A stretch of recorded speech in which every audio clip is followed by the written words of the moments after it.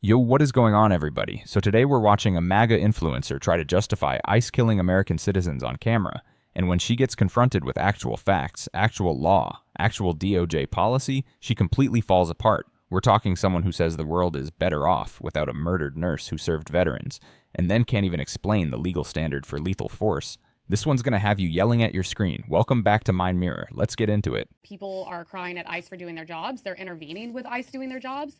That's why they're getting shot and killed, rightfully so. Both of those deaths of whatever their names were could have been completely avoidable. Probably better off without them, regardless. And yeah. Let's go ahead and focus in on one of the three citizens who has been murdered by ICE, and that will be Alex Preddy. So first, you made a very bold claim. A man lost his life, and I think the world lost a good man. And your takeaway is we're better off without them, and that the shooting's justified. So Emily, tell me, what is the legal standard that authorizes an LEO and engaging in the use of lethal force ending the life of an American?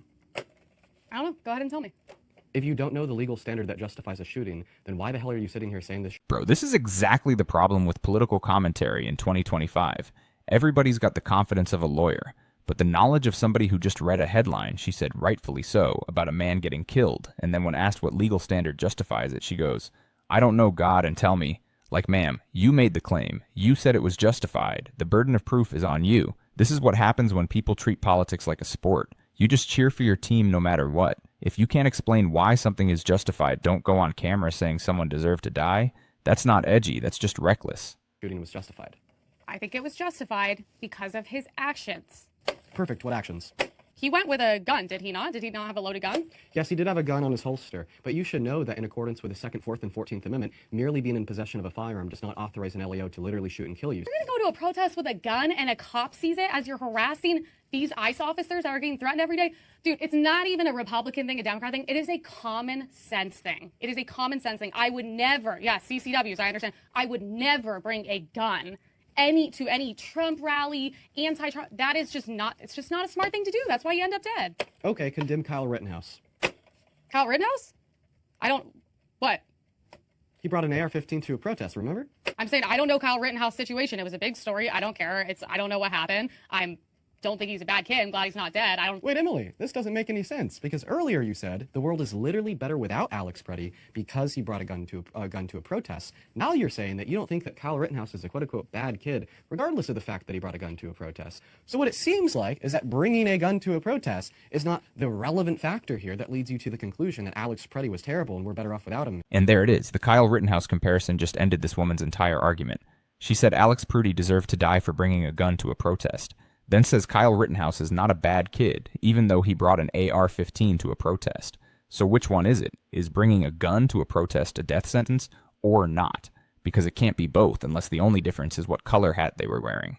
This is why nobody takes these influencers seriously. The rules only apply when it's convenient. And calling a veterans hospital nurse a loser whose life didn't have much meaning is genuinely one of the most disgusting things I've heard someone say with a straight face. That man spent his career saving the lives of people who fought for this country, and you're on a podcast saying we're better off without him.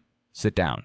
And Kyle Rittenhouse is not a bad kid, but rather political affiliation. I don't give a shit because he was a loser and his life didn't really have much meaning, and it sure as doesn't matter to me. So just to clarify, you think that a nurse at a veterans hospital who helped save the lives of those that were willing to lose their lives for us in war, protecting our Constitution, our inalienable natural-born rights, is a fucking loser doing nothing productive for society, right? Yeah, just because you're a nurse does not mean you're a productive member of society. It's never enough of a red line. Pardoning the 174 people that tried to kill cops on the steps of our Capitol, then labeled them as patriots, wasn't enough of a red line. Having a court determine that he raped a woman wasn't enough of a red line. Defying Congress and breaking federal law 5 times by not releasing the totality of the Epstein files, and then illegally evading an explanation for the illegal redactions that he made wasn't a red line. Tell me, what would be a red line? Give me an example of a red line that you would hold against Trump. Because as it stands, I don't think you have any. Here's what I need every single person watching this to understand. When someone cannot give you a single red line, a single thing that would make them hold their guy accountable, that's not loyalty, that's a cult. Pardoning people who attacked cops on January 6th wasn't enough. Being found liable for what he did to that woman wasn't enough.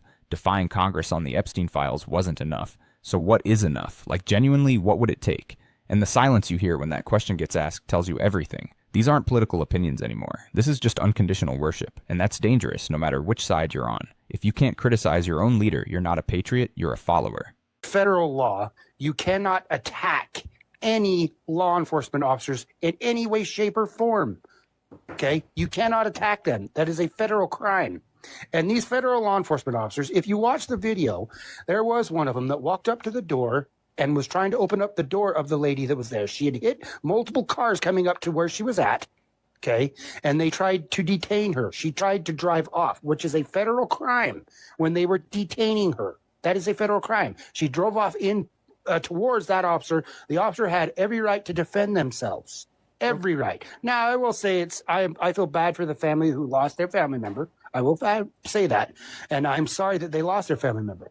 But you do not have the right to attack. Nobody is saying you should attack law enforcement. That is a crime, everybody agrees. But she's framing this like any confrontation with police means you forfeit your life, and that's a dangerous standard to set. Use of force has levels. There are policies, there are guidelines, there are entire DOJ frameworks built for exactly these moments. You can respect law enforcement and demand they follow the rules they swore to uphold. Those aren't opposing ideas. Those are literally the foundation of how policing is supposed to work in a free country. Law enforcement. It is a federal crime. And here's the other thing, too. They're not called undocumented immigrants. They're called illegal immigrants under the law. And ICE is Immigration Customs Enforcement. Their job is to enforce the Immigration and Nationalization Act and Title VIII. And if you people don't like ICE, you don't go out there and attack them. Because if you watch the video after the cops were cleaning up all the stuff and leaving, the people that were around there were attacking them, throwing snowballs at them, which is a federal crime, kicking their vehicles, which is a federal crime. You do not have the right nor the authority to do that. Under the Constitution, you have the right to peacefully assemble. You do not have the right to attack law enforcement. That is a federal crime, and they will and have every right to defend themselves. If you're stupid enough to attack law enforcement, they will defend themselves. They have... Okay, of your eyes and ears. You could watch the video. You could hear the shots roaring off. You could see the officer standing to the side of the vehicle with the vehicle's wheels and tires pointed in the opposite direction from the officer. Then watch him ring off 3 shots.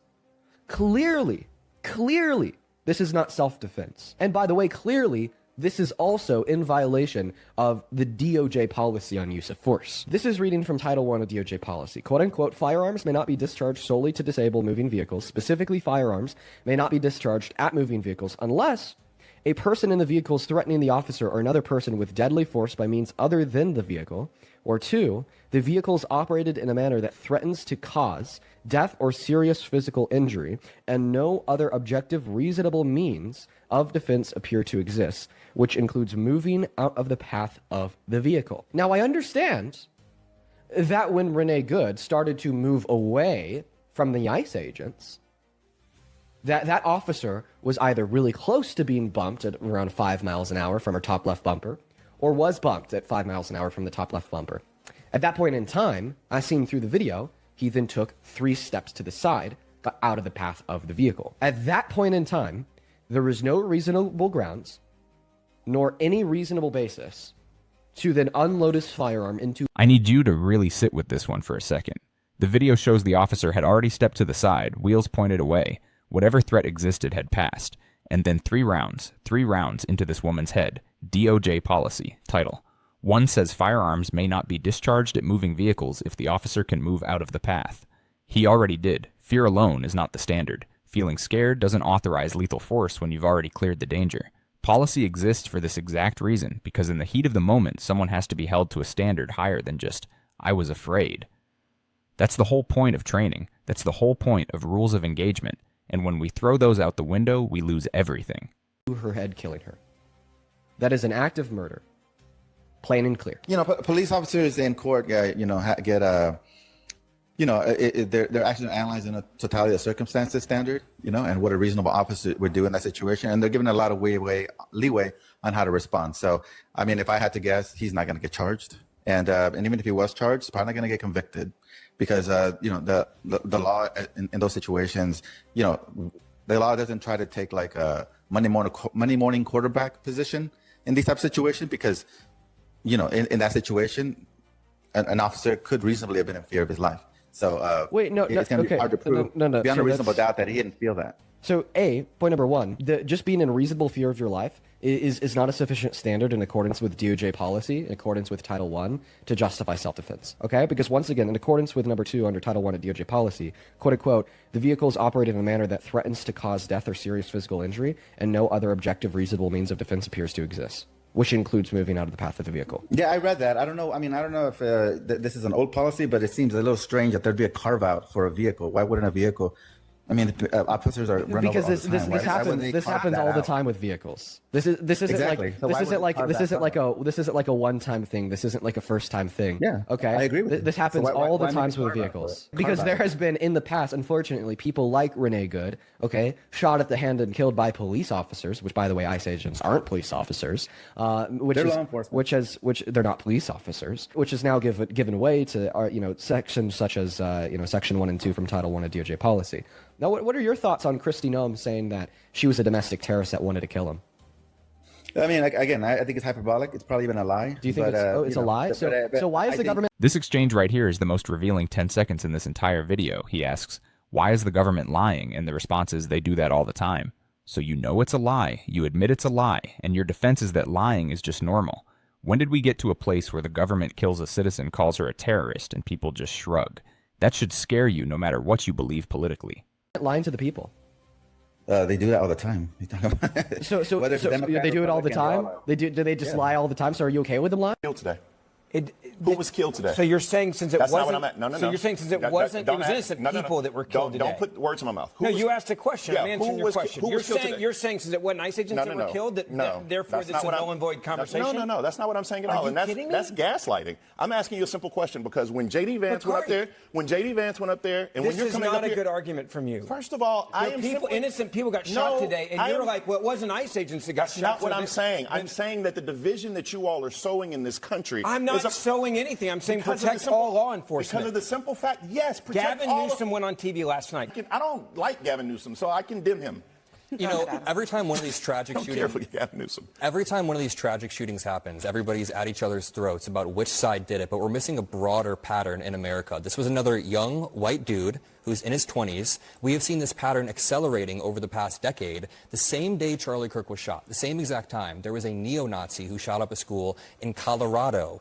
We can look at the acceleration of the radicalization of young men through a few frameworks. There's the COVID pandemic, which had people isolated, had a bubble around themselves, and a lot of young men failed to pull that bubble down and got sucked down these algorithms. I've seen it happen to my close friends. They get sucked down these algorithms.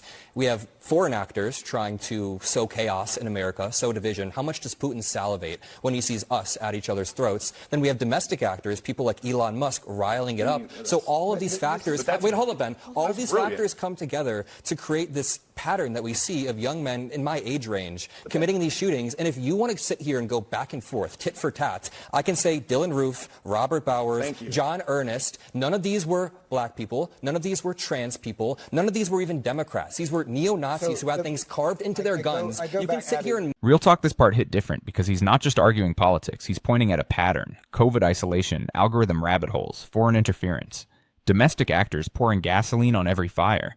Dylan Roof, Robert Bowers, John Earnest, the Colorado shooting, same demographic, same radicalization pipeline. And every single time, instead of asking why, we just retreat to our corners and scream about which side is worse. If you actually love this country more than you love being right, you'd want to understand what's pulling young men into this darkness, because the body count keeps rising while we argue about nothing. muddy the waters, I'm but not you are muddying just any water. lying. I just about don't want statistics. innocent people to die. Sue me for that. I am Then maybe tell saying, Trump to tone I'm down his saying- rhetoric. If you think there this it is. is That's Trump, what I'm this is talking exactly about. you literally sorry, just but the went through an political- entire argument. So Abby, let me go back to the Can I point make was something making. that Hold might on, be a let me little bit more at least say this. controversial than that? Hold on a second. All right, from there it devolved further. I'm sure you can picture what happened, but I hope you guys enjoyed the video.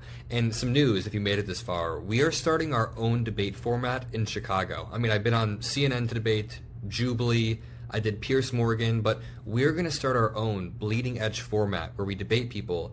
And honestly, it's because of you all. I just want to say thank you. I am eternally grateful for everything that we built, and this is only early stages. We are going to continue to grow. We are going to continue to push the country in the direction that we want, and we won't stop until we do. So again, thank you all, and I'll see you in the next one. Peace out. This first Trump supporter's name, or at least screen name, is Jesus Christ, and then their profile picture is an image of Jesus Christ. So It seems like they're Christians. So, Mr. MAGA Christian, do you accept or reject that today an ICE agent murdered an American woman in broad daylight, and then that action was defended by the government and administration that you support? I can accept that it was murder. I don't know how well Trump just he called her like a radical leftist, the woman, or who did he call that? Yeah, her and the person that was recording. Actually, this is a good time to go ahead and read through the message that he put out. Let's go ahead and pull that up on screen now. Donald Trump says that the woman driving the car was very disorderly, obstructing and resisting, who then violently, willfully, and viciously ran over the ICE officer. That's just evidently false. I just showed you the clear screenshot of him being off to the side of her car, who seems to have shot her in self-defense. In fact, he goes on to say, based upon the attached clip, it is hard to believe that he is alive. I'm so sorry. This is propaganda. He was off to the side of the vehicle. The situation is being studied in its entirety, but the reason these incidents are happening is because the radical left is threatening, assaulting, and targeting our law enforcement officers and our ICE agents on a daily basis. They are trying to do the job of making America safe. We need to stand by and protect our law enforcement officers from this radical left movement of violence and hate. Let me just tell you real quick. That message in response to this event infuriates me. It genuinely pisses me off unlike no other. This is indefensible. When the official government statement says she violently, viciously ran over an officer and the video shows him standing to the side of the car, that's not spin, that's not framing, that's a flat-out lie about how an American citizen died, and then granting the shooter absolute immunity before the investigation is even done.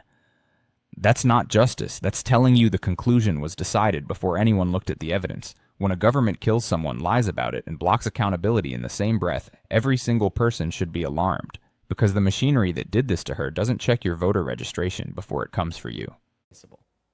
US Vice President J.D. Vance says the immigration agent who shot and killed a woman in Minneapolis will be protected by absolute immunity. Let's go live now to Nine's US correspondent Jonathan Kersley. Morning, Jono. The VP says it was the victim who broke the law.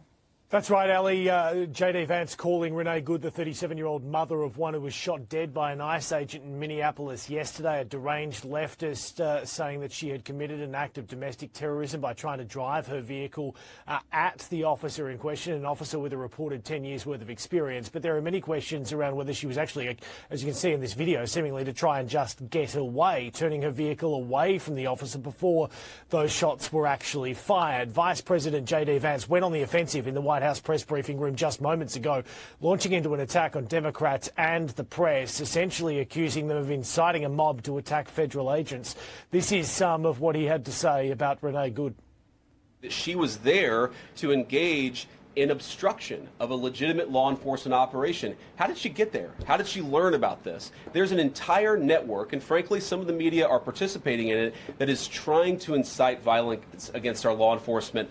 The investigation into what happened yesterday is being led by the FBI, but today we have seen yet more protests on the streets of Minneapolis as people angry at the shooting death confront police, and the Trump administration has sent more law enforcement in. 100 Customs and Border agents are now in Minneapolis.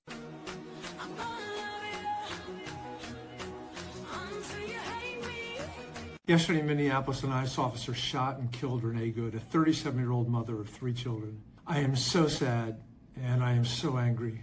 Congress and authorities must thoroughly investigate this murder and ensure that there are serious consequences for everyone who has perpetrated this crime. And Secretary of Homeland Security Kristi Noem and Homeland Security Advisory Stephen Miller must immediately resign. Noem and Miller brazenly endangered American lives leading up to this murder, and now they're lying to the American people. They're slandering Renee Good to justify the killing as self-defense. Many of us have seen the video of her murder.